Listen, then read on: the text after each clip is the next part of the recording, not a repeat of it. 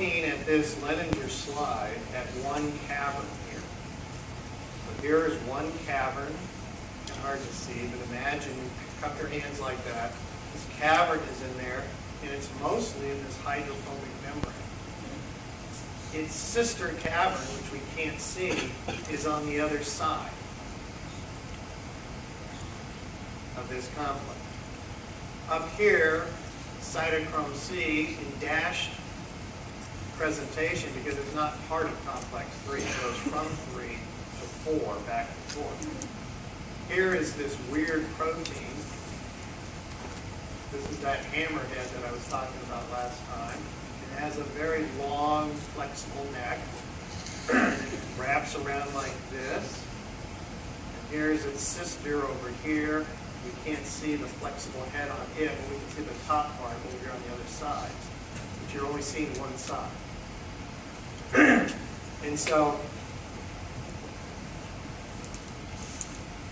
we know from X-ray structures, that's how we have this thing, but people have done it with and without an electron coming from cytochrome C. This portion here moves up to this heme and back down. So this head group here is moving up and down. Are you okay with that? This long arm apparently allows the flexibility for it to move up and down in terms of structure and function. Once the electron gets onto here, it's part of a circuit that takes it over perfectly to a docking cytochrome C. So cytochrome C has to land perfectly, not screwed up. So it gets the electron, and then it releases.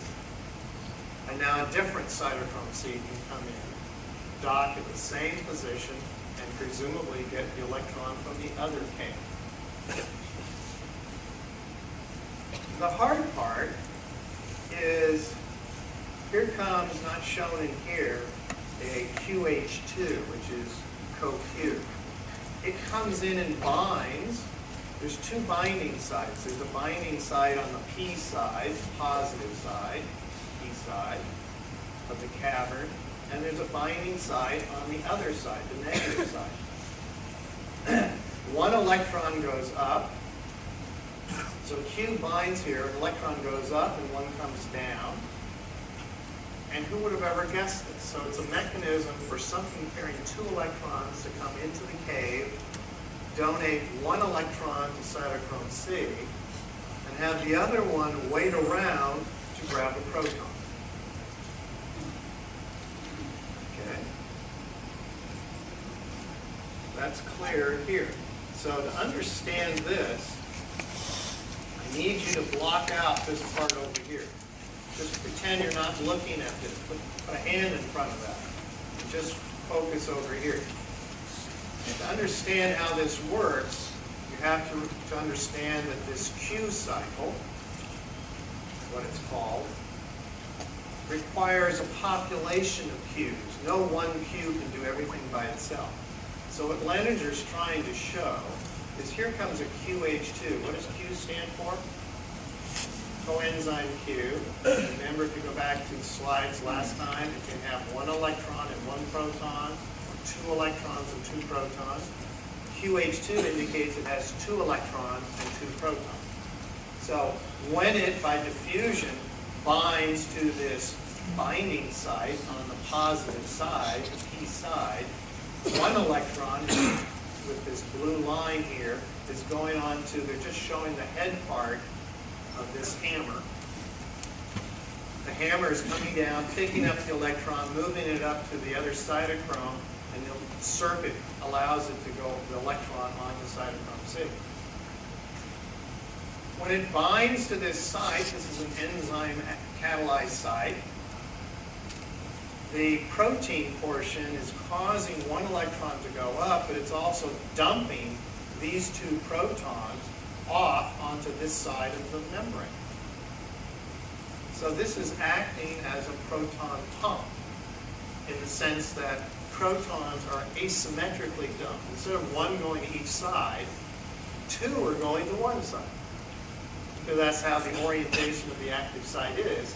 It must be such that when the catalysis occurs, the protons can only be dumped off on that side. Meanwhile, so this one guy has come in here. He's done all these things. He sent one electron up to a cytochrome C who leaves. He's dumped his 2 protons off here, and the other electron is going via a circuit down here to the other binding site. There's 2 binding sites for Q. One on the negative side. This is closer to the negative side. And this is where a different Q comes in and binds. And what Leninger is trying to show here is that the Q that bound there grabs this electron and becomes Q dot with a negative charge. Are you okay with that? So it takes a population of Qs to make this work. Okay. So now we've got this Q dot down here that can come on and off, and when he comes off, another Q could come on. I mean, we have a population of Qs. Some Qs are QH2s, some are Q dots, some are just Qs. Now we turn our attention to this side of the diagram, where a different QH2 comes in. He binds here and does the same thing. One electron goes up, 2 protons are dumped off.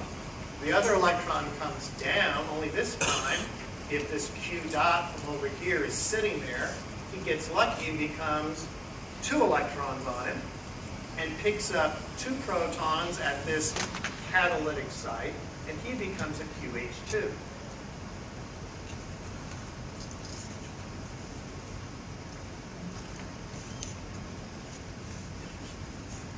So who would guess?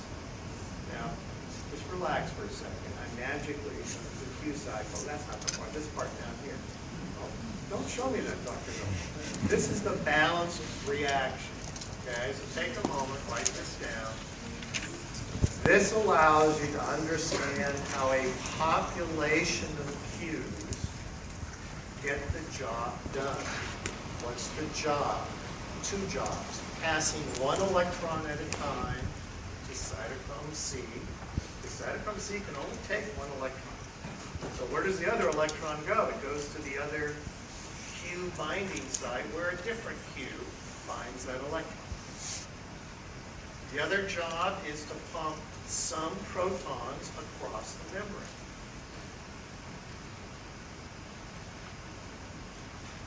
So in the end,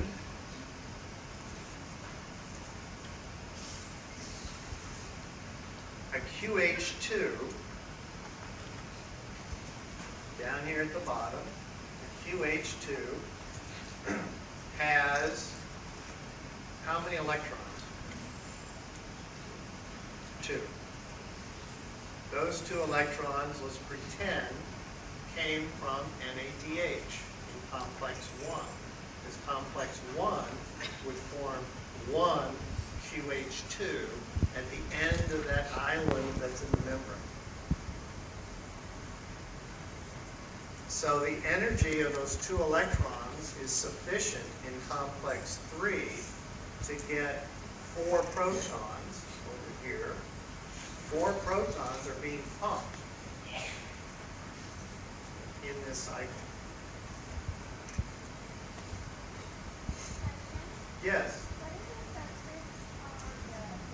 Who am I talking about? The subscripts. The P side, so 2 protons from the positive side, 2 protons from the negative side. Follow me? That's what those things mean. So this is the very interesting Q cycle that nature has come up with in mitochondria. To take 2 electrons and pass 1 at a time to cytochrome C and also pump protons across. We'll put a little asterisk by this and say we're going to see the Q cycle again in photosynthesis. Nature found a way for something to work, and it's using it again in chloroplast. Thanks, Dr. Gold, for ruining my day. It will take some time. This is why we're not testing you on this Friday about the Q cycle, okay? It will take some time to argue about what's going on. Go ahead. Yes, the right diagram is a continuation of the left diagram. It just, Leninger had to come up with a way of saying, well, what happens when another QH2 binds? So they took the same diagram on the left and just said, well, let's pretend it's the same thing and then put it on the right. I'm not sure. The advantage is you see everything on one slide and you can make a summary at the bottom. That's all. Cool?